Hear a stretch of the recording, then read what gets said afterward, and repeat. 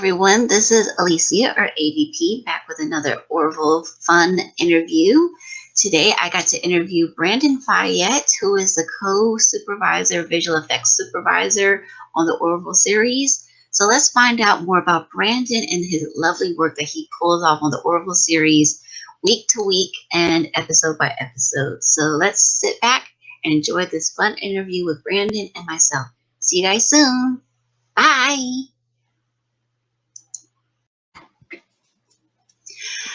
Okay, hello everyone. My name is Alicia, and today I am joined by Brandon Fayette, who is one of the Orville visual effects supervisors. So thank you, Brandon, so much for coming out today. Oh, no worries. Thanks for having me.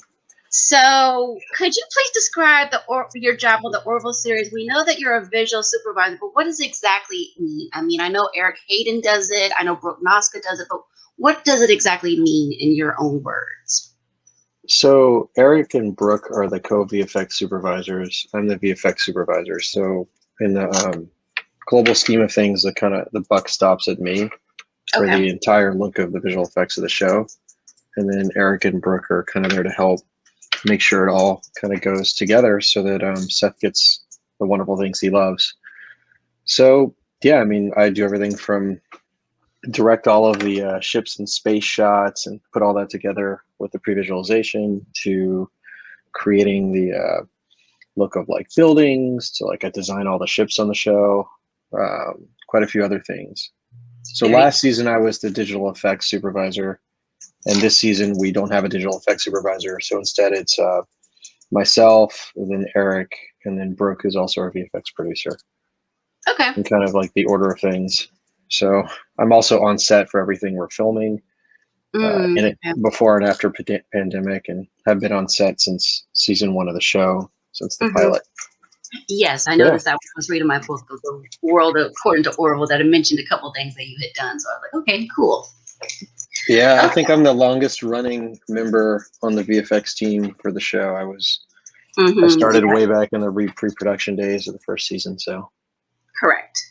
All right. So were you a science fiction fan prior to the series by any chance? I mean, I know some people said, no, I grew to love it, or I was always a sci-fi fan.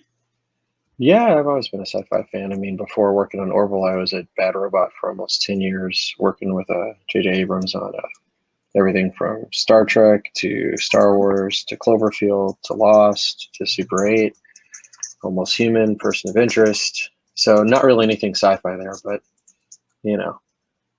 Gotcha. I've heard of them. Very cool. So we sometimes see you post pictures of your DeLorean on social media, especially on your Twitter and stuff like that. What made you decide to own one, and how did that come about exactly? I wanted one forever, since Back to the Future. And yeah, I mean, I've been looking for about 10 years. I found one that I liked. I was up in Seattle at the time, so I flew up there and took an 1,800-mile road trip with my partner down to LA, and the only thing that broke was the speedometer about 200 miles out, which has since been repaired. But yeah, the car's.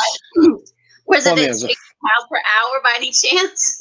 No, it's just a 40-year-old car. It uses a technology called an angle drive that attaches to the wheel hub, and it's sometimes those things crack and break. Since then, I've switched the whole car to GPS, so the whole thing's driven via GPS. I don't have to worry about that part ever going again. That's good. Okay, so we know Orville has a lot of different alien species: Moclans, Zelayans, Krill, Kalon. Which is your favorite of the alien species? I like them all equally. I don't really have a favorite. I mean, I guess the first ship that I designed was the Krill destroyer. So if we want to go in order of creation, it was like Krill ships, then Moclan ships, and the Kalon ships. So I guess I don't really have a favorite, but the first one was the Krill, for what that's worth. Fair enough. So which character on the series is most like you, and why? John Cassar. No, the director. Okay, so you're behind the scenes. No, I'm just teasing. I know. There's really none of them that are like me. Maybe Isaac. I don't know. Okay, because you got all the brains and stuff. Okay. I'm a little more serious. Yeah. I think Gotcha. Eric and Brooke are the silly people, and I'm the very serious one. So sometimes the humor Fair tends enough. to get above me. So So you're the one that has to crack the whip at them, say, "Okay, guys, let's get serious now. Playtime is over." well, it's not really a whip so much as it is a barb with a bunch of hooks on it. But yeah, something like that. Fair enough. Fair enough. Okay, so we were talking earlier before we started recording these. You worked on quite a different projects like Star Trek, Star Wars, and even Almighty. Which one would you say is one of your favorite projects to work on, and why?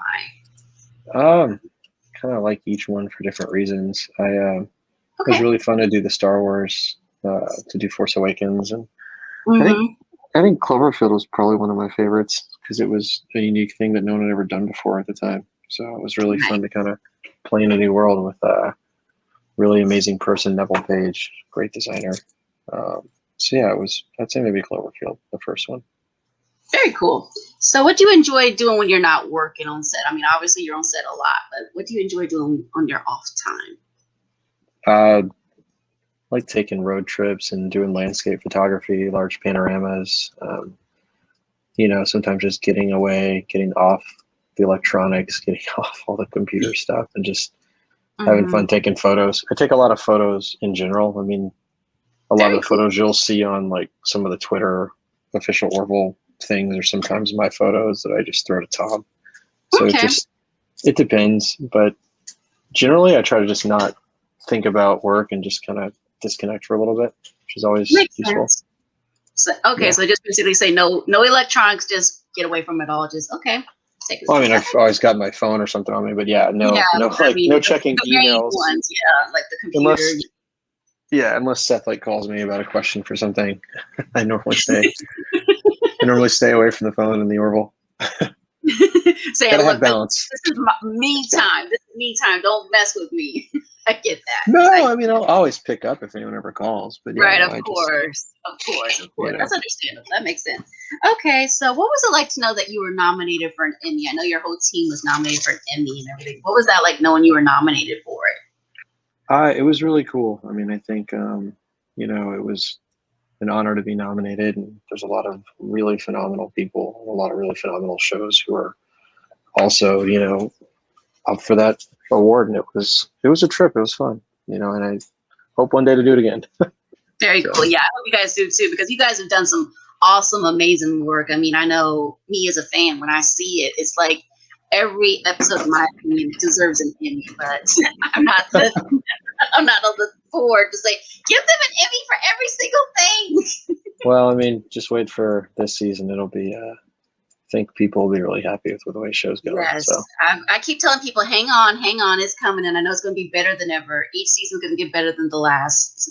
well, we had, Seth was, really sweet to give me a lot more freedom with like the visual look of the show. So it's gone up in quality, I think, substantially for season 3. So we'll see what people Nice. think when it airs. Very cool. Well, we can't wait to see it for sure. So we'll definitely cross our fingers and say it's going to be better, or is it going to be even more amazing? Is it going to be Oscar material, even though it's not a movie? But yes, I get you. So, what's it like seeing your name in the credits after it's been released publicly? I mean, you've done so many projects. What's it like seeing your name in the credits? It's really cool. I think when I first moved here from New Orleans, the big goal was to see my name in the credits, and then I had my name in the credits of the movie, and I'm like, all right, well, that happened. Got to find something else now to really aspire to. But no, I mean, it's cool. I'm one of the few people that stays after films and watches credits through shows and stuff, just Right, because see exactly. the I people stay that for worked the on it, credits too. Yeah, I try to do that. Try things to like that. go through the whole name to say, is there anybody I know and stuff like that. And then I'll go through it, and people say, why are you watching the credits? And sometimes they have a little Easter egg there too if you do that. So I can see why you would like the credits to see if Yeah. your name. So yeah, that makes sense. So who is somebody that you would love to work for? I mean, I kind of love who I'm working for now. I like working with Seth quite a bit, and it Mm-hmm. was really wonderful to work with JJ as long as I did. And I don't know. I kind of feel like where I'm at now with the people I'm working with, or especially the VFX team, Eric and Brooke are just wonderful people, and you've got Taylor and Adam and Mm-hmm. just Ian and Peter and Chris and Lauren, and we have a new employee, Nisha, who's shaping up to be pretty awesome. I mean, it's Nice. there's a lot of just really wonderful people on my team that are just absolutely perfect at everything they do and just stellar people. And honestly, if I could work with them, that would be who I'd work with. Just stick with that crew for the rest of my career. You know, Nice. everybody's going to move on to bigger, bolder things, I think, and deservedly so. But I just really, really lucked out with such a wonderful group of people to work with. So yeah, you guys yeah. obviously have that family community there. I sense that. I see when I watch a lot of the behind the scenes footage. I guess I'm one of those geeky people that will watch that stuff, and I see that there's that camaraderie. And I can tell you guys are very, very close. And even when I've talked to Brooke and Eric and now you all are saying there's that team dynamic between all of you. And I love that so much. So great. Kudos to you guys. Yeah, I mean, they're awesome people. So yes. For what that's worth. Anyway. So what is one of your favorite things to see in special effects when it is released? Do you enjoy seeing the battle scenes, or is it something else that you enjoy seeing? On this show? Anything in general. I mean, it could be any visual effects, basically. I mean, I don't know. I mean, I think all of it's kind of really cool. You've invisible effects where you don't even notice it's happening are really wonderful. I think for this show, I mean, I have a special connection to all the ships in space shots. Okay. Just because I kind of have to bring those to life and envision them from the script. So seeing those kind of come together and seeing what Tom cuts together and, you know, when Tom and Seth tune it, it's really cool to see that stuff evolve. The worlds, the planets, the aliens, things like that are great. But seeing, like, you know, the Orville arrive at a planet, and, you know, we go down to the surface, like in season 2 when we went down to the Kaelon surface, that was really cool. That was things cool, like that. Yeah.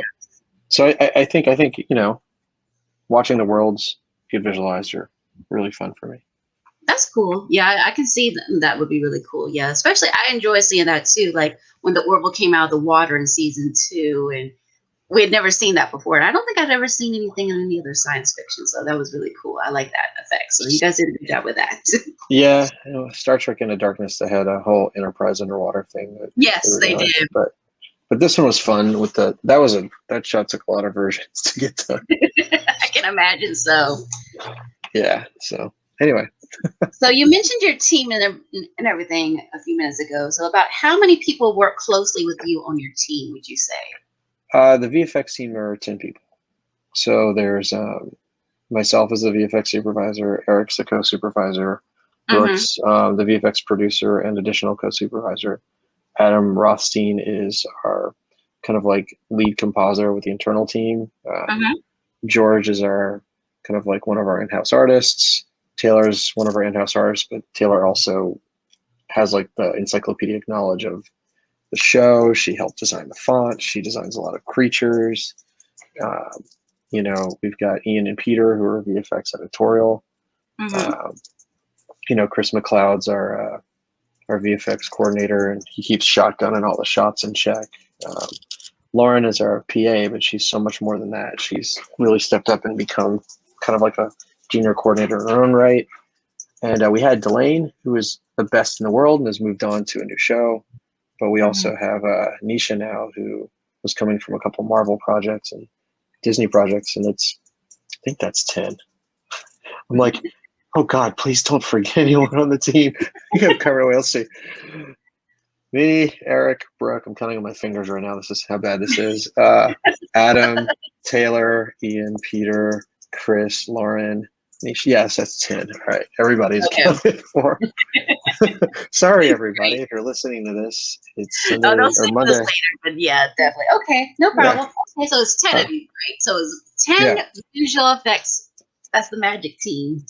That's the team that brings it together. But then there's also Fuse Effects, Pixamundo, Crafty Apes, and Bot, who are the VFX houses that do the final shots. And then our Fuse Previs team.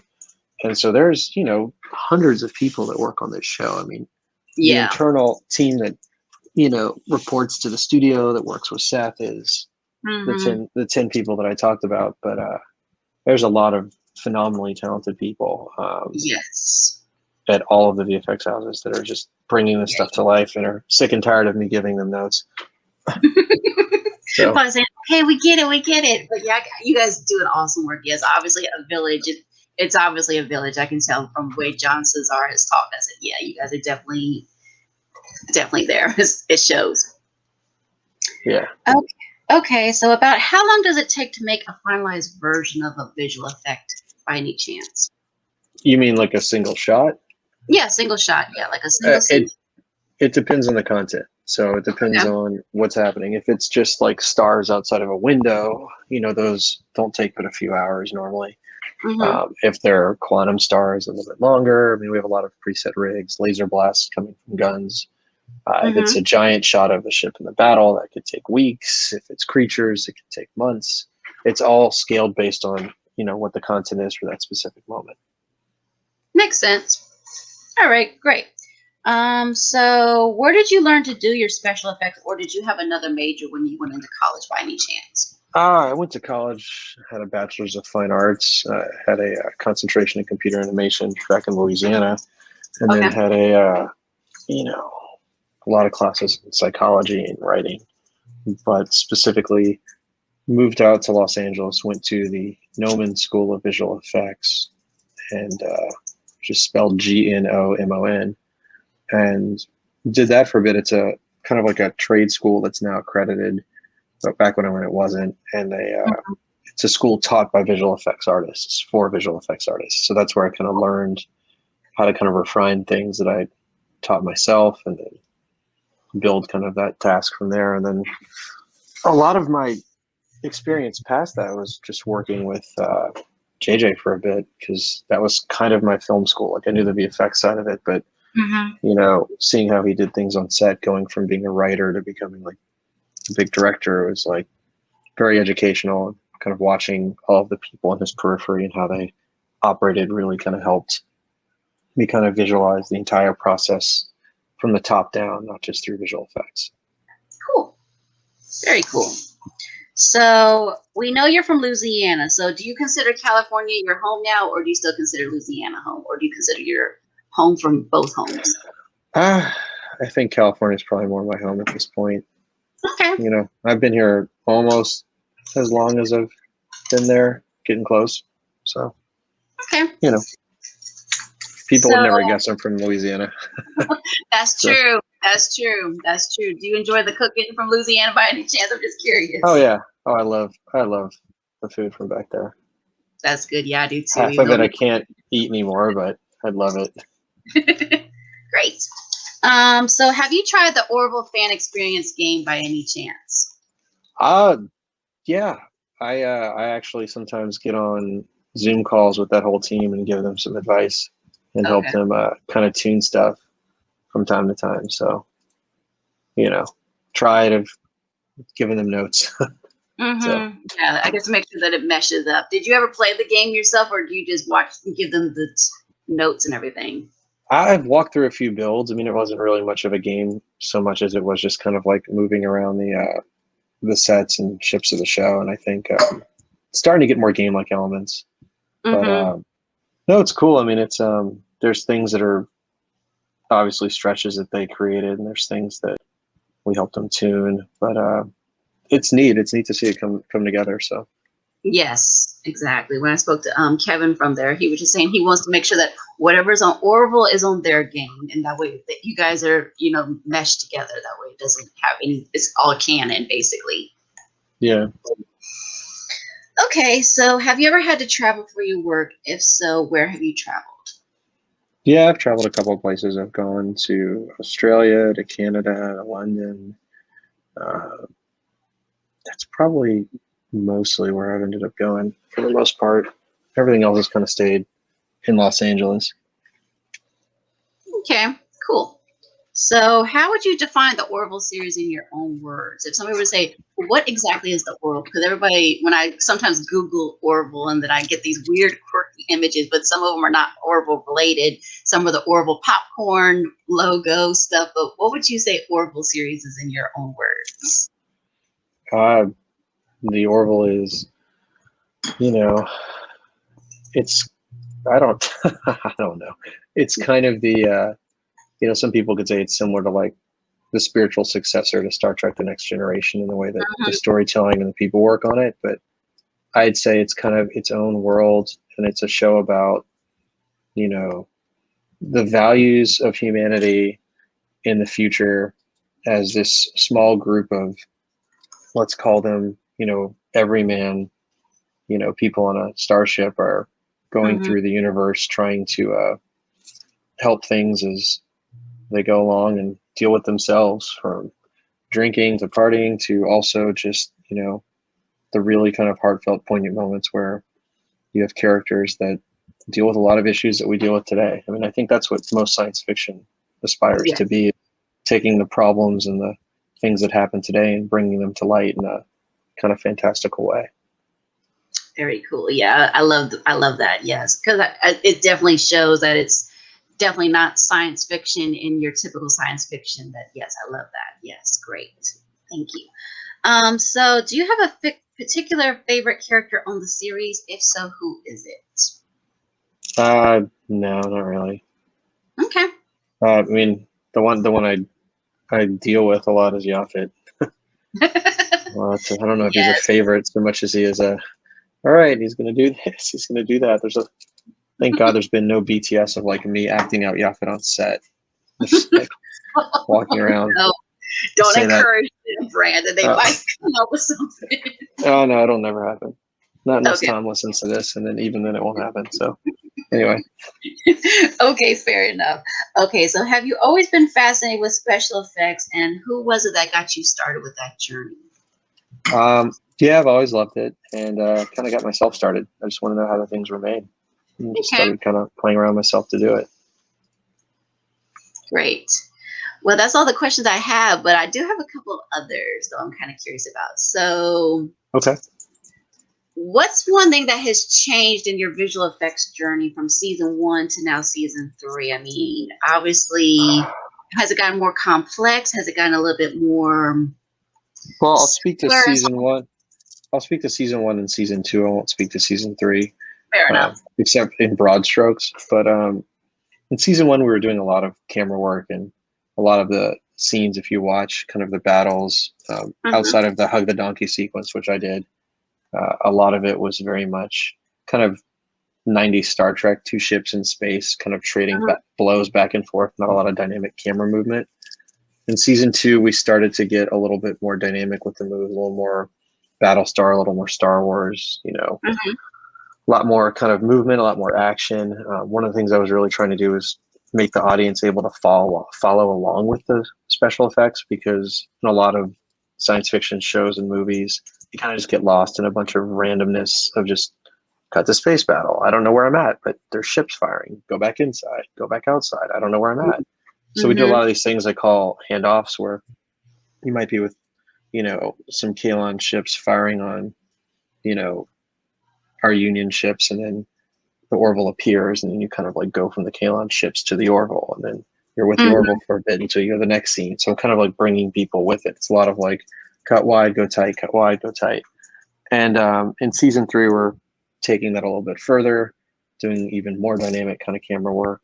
A lot of stuff this show's never done before, and it's really just kind of pushing that. And then with that, because the ships are moving more, because things are more dynamic, between season one and season two, the Hmm. the effects had to scale up. So we were using a lot of that more often than not to just kind of make our effects. Hold on one second here. Hmm. It's just ready to. Okay. So yeah, it was very much about trying to, bring more realism into the model. Like season two, we added interiors into the ship, so you could look Hmm. inside windows and see things. Season one, it was more like the model, where it was just very soft lights. Season three, we're doing some other things. So it's, every season, a little bit more detail gets put into ships, a little more detail happens. Like the Krill destroyers in season two were upgraded. They had more detail put in the panels. The Right. guns were more, everything's more described. So yeah, it grows every season, kind of an That's order of magnitude. that's true. I've seen that because I know in season one in Old Wounds, when we first meet the Krill, we're like, what are these space vampire characters kind of thing. Even though we don't know him as a space vampire, we just know him as this grayish skinned alien that wants this banana ray weapon, so to speak. And we're like, who are these people? And then it's definitely escalated each season, like you said. I've seen that. So yeah. So I'm glad that you guys are up in your A game each time instead of it going downgrade, because I've seen certain shows like Battlestar Galactica, the original one with Lauren Green. The first season was a classic, but then when they did the remake of Galactica 1980, you could tell the effects were not quite as up to par as they were as the original. So that's good that you guys are still making it better and better and better, better and bigger, so to speak. Yeah. So there you go. Okay. Well, thank you so much, Brandon, for coming out, and we hope to see more of your lovely visual effects in season 3 and beyond. So thank you so much. Yeah, I appreciate you having me. You're Thanks so again. welcome. All right. I'm going to stop this right here. Cool. Alrighty. Well, thank you, Brandon. Okay, guys, I hope you enjoyed that interview with Brandon and myself. This was a fun little interview with Brandon and myself. We found out a lot from Brandon. I mean, even though he's shy and quiet, we found out a lot about him and his background. And so thank you, Brandon, so much for participating with this interview with me. And I enjoyed learning about you and knowing about how you guys start with the visual effects and everything like that. So we look forward to seeing what you guys are going to pull off in season 3, even though you couldn't tell me everything, obviously, but it's going to be great. So let's go out there and support Brandon and all of his amazing team, and look forward to seeing what they do in season 3 and beyond. So thank you so much for tuning in, everyone. And I will see you guys another time. This is AVP, your Orville sister, friend, and fan and community team member with all of you, signing off until the next time. And I will see you guys in another video or live stream or whatever I seem to do. But I will see you guys very, very soon. Love you guys and have a blessed day. Bye.